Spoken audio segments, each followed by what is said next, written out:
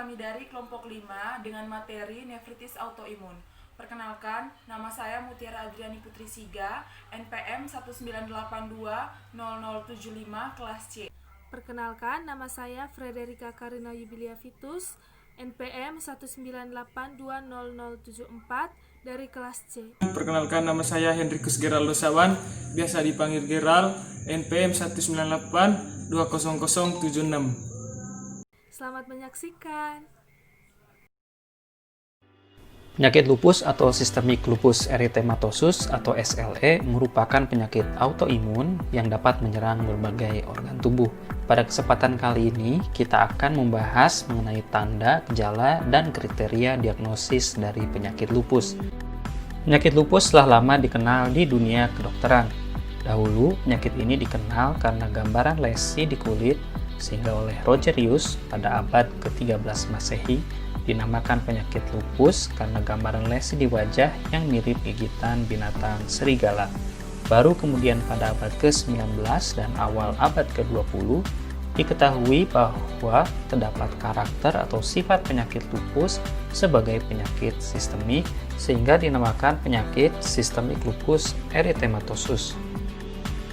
Lupus merupakan penyakit autoimun dengan dasar mekanisme adanya antibodi terhadap sel tubuh sendiri atau dikenal dengan autoantibodi. Autoantibodi ini menyerang sel jaringan atau organ tubuh diri kita sendiri dan menimbulkan kerusakan melalui proses peradangan atau inflamasi.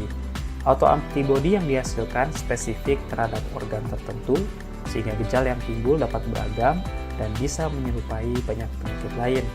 Beberapa gejala yang dapat timbul seperti cepat lelah atau fatigue, nyeri otot dan sendi, lesi kulit atau manifestasi dermatologis seperti malares, fotosensitivitas, gejala neurologis atau persyarafat seperti kejang, perubahan perilaku, kelumpuhan, dan sebagainya, manifestasi sistem pernapasan seperti sesak napas atau nyeri saat bernapas, keluhan pencernaan seperti nyeri perut, manifestasi ginjal yaitu sindrom nefrotik, hipertensi atau penyakit ginjal kronik, atau manifestasi hematologi seperti anemia hemolitik, telangiektasis, Raynaud phenomenon, dan lain sebagainya.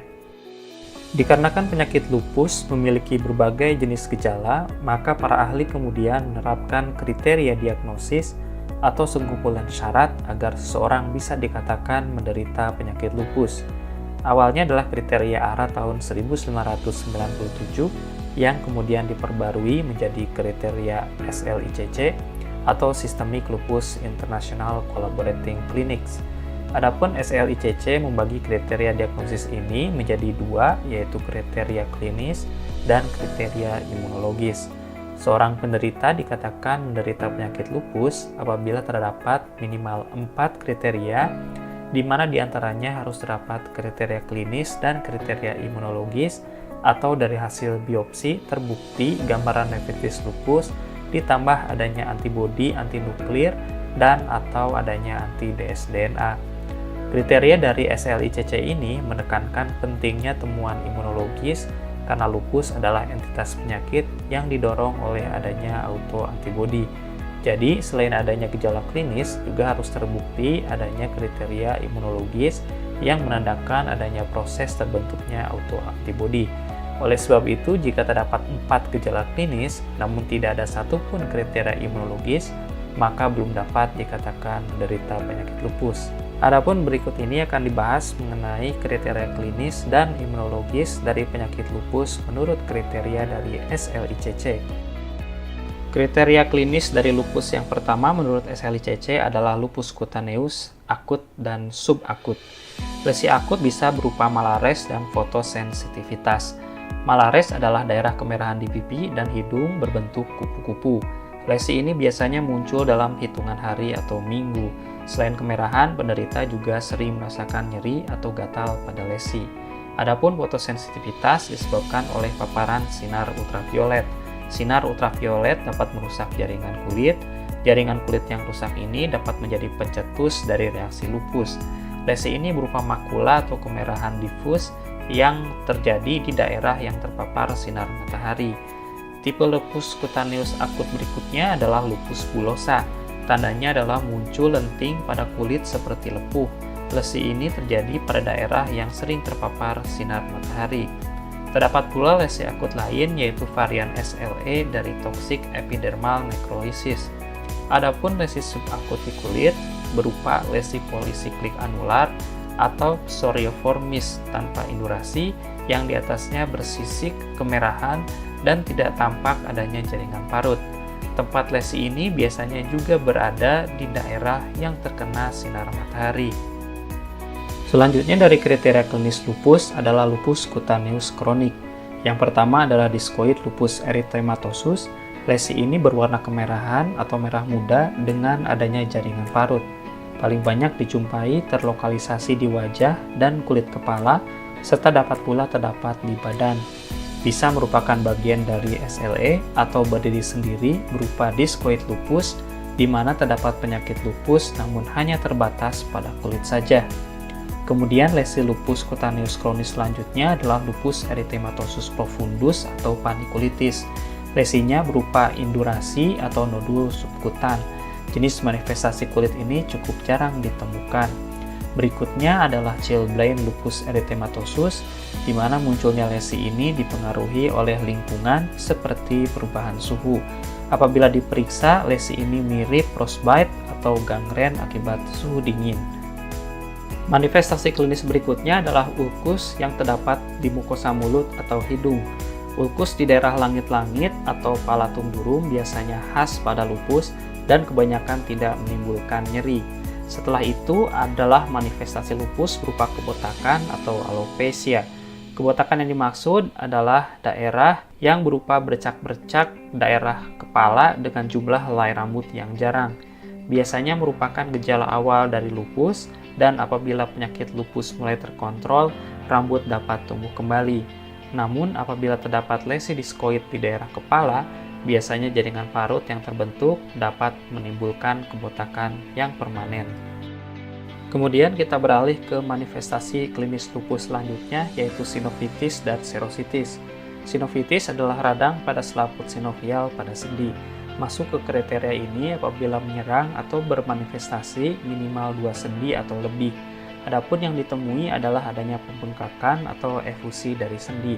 Dapat pula berupa nyeri tekan pada sendi yang disertai dengan gejala kekakuan pada sendi di pagi hari minimal selama 30 menit. Adapun serositis paling banyak berupa radang pleura atau pleuritis yang terjadi minimal selama 1 hari dengan ditemukannya efusi pleura atau pleural rub.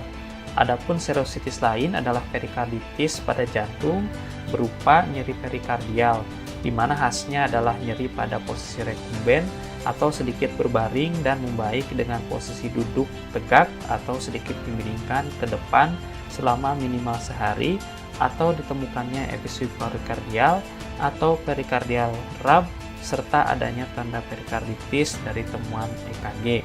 Ciri pada EKG dari perikarditis adalah adanya elevasi ST yang landai serta depresi PR yang terjadi hampir di seluruh led disertai dengan gambaran resiprokal di sedapan AVR. Kriteria klinis berikutnya adalah manifestasi ginjal, yaitu dapat berupa adanya nefritis atau glomerulonefritis, baik itu dengan biopsi atau adanya manifestasi hematuria painless dengan gambaran eritrosit yang dismorfik.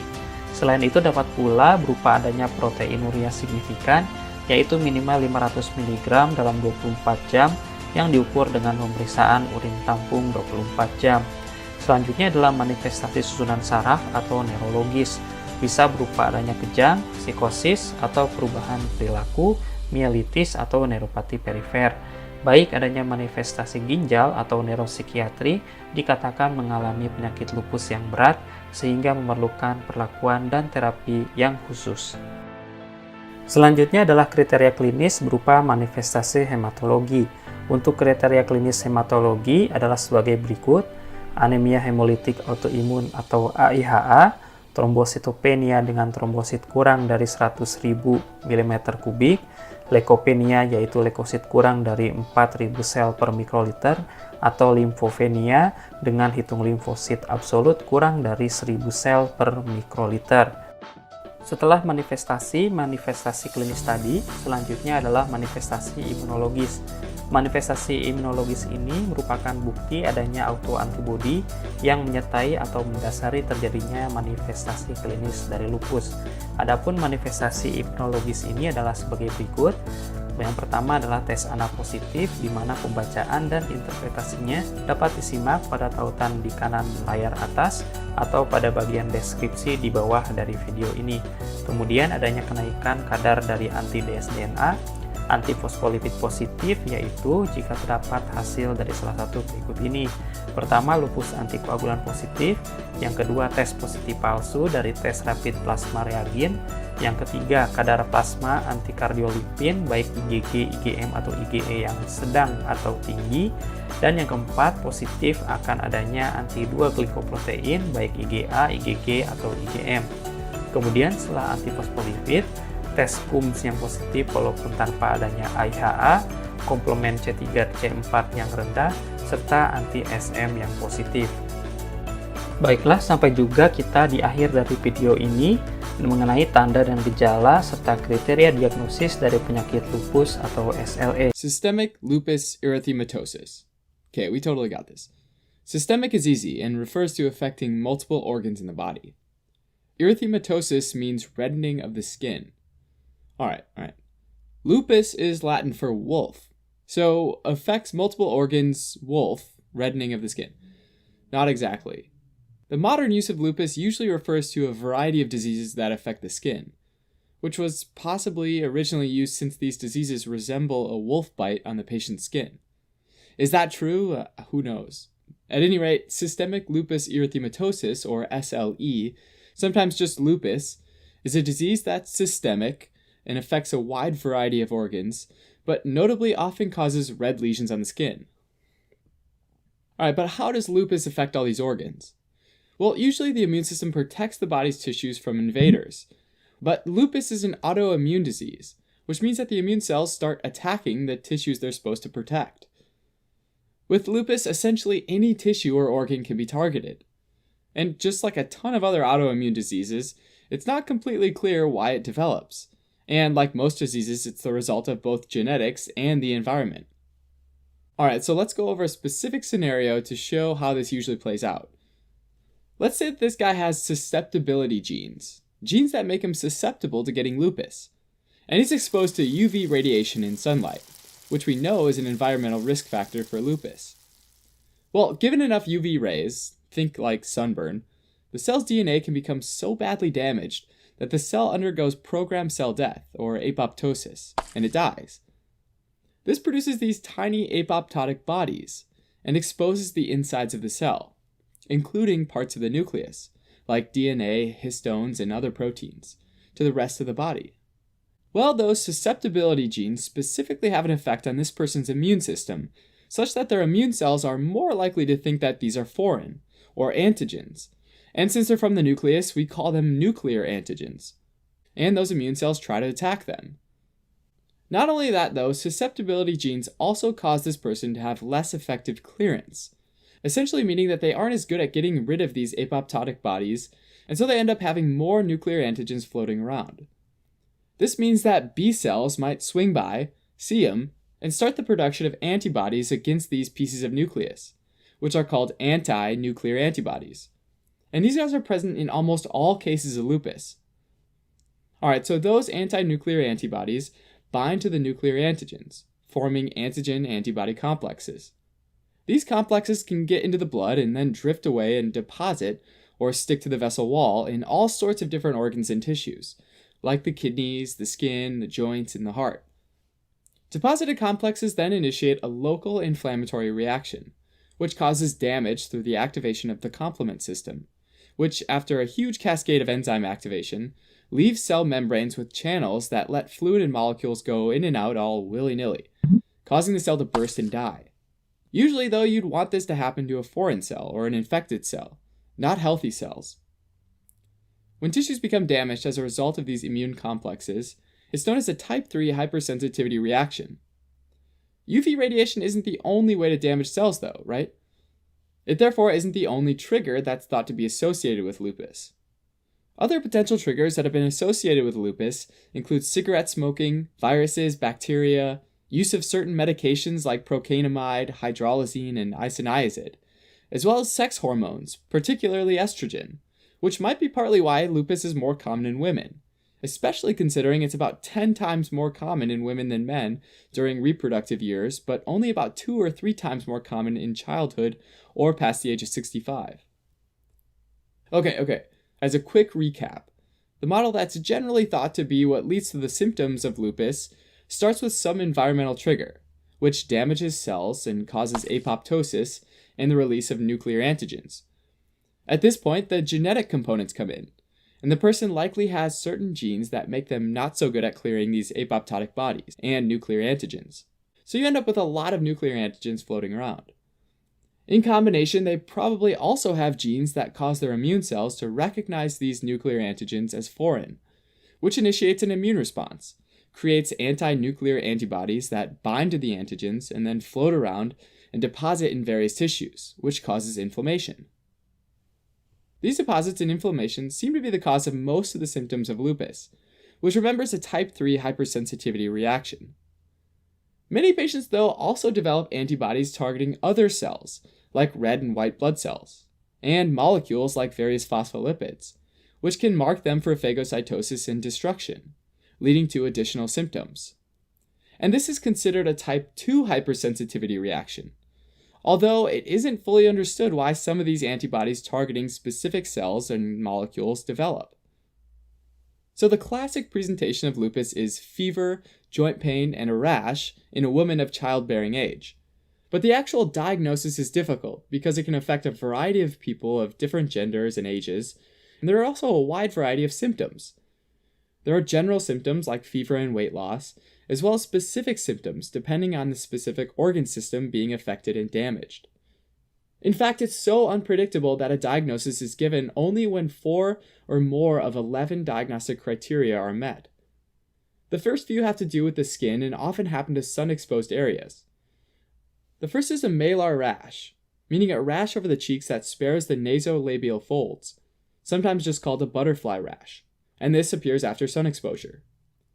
Second is a discoid rash, which are chronic rashes in sun-exposed areas that are plaque-like or form a sort of patchy redness and can scar. Finally, a general photosensitivity of the skin, essentially a catch-all category for other rashes that happen to sun-exposed areas, typically only lasting a couple days. Another type of tissue that can be damaged is the mucosa, which is the inner membrane of various tissues. So the fourth criteria is ulcers in the mucous membrane of the mouth or the nose. Along with the mucosa, lupus can also affect the serosa, which is like the outer membrane of an organ or tissue. So if it gets inflamed, people get serositis, which could manifest as something like pleuritis, which is inflammation of the lining around the lungs and the chest cavity, or as pericarditis, inflammation of the lining of the heart. Although this isn't strictly a criteria, it's worth noting that lupus can affect any layer of the heart, meaning in addition to inflammation of the pericardium, they might also have inflammation of the endocardium and myocardium, leading to endocarditis and myocarditis, of which the former presents as Liebman-Sachs endocarditis, where vegetations form, which are essentially these clumps of fibrin, a blood clotting protein, and immune cells, around the mitral valve. Next, if the joints get inflamed, patients might also develop arthritis, specifically needing 2 or more joints to meet the criteria. If the kidneys are affected, patients might develop renal disorders, like abnormal amounts of urine protein, or diffuse proliferative glomerulonephritis, inflammation of the glomeruli. For reasons that aren't completely understood, some autoantibodies that target receptors in the brain have been implicated as well. And this can cause neurological disorders like seizures and psychosis. Sort of along the same lines, patients can have autoantibodies against components of the blood, causing various hematologic disorders. For example, they'll get anemia if blood cells are targeted, thrombocytopenia if platelets are targeted, and leukopenia if white blood cells or immune cells are targeted. And that last one's kind of a mind bender because it means that your immune system is attacking your immune system. Alright, so the last 2 criteria have to do with specific antibodies being found in the blood. The first one being anti-nuclear antibody, which we already went through.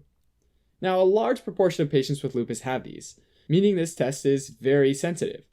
But this test isn't very specific, since these are also seen in other autoimmune diseases. Finally, they can have some other self-directed antibody that is an anti-nuclear antibody, which can be one of three types.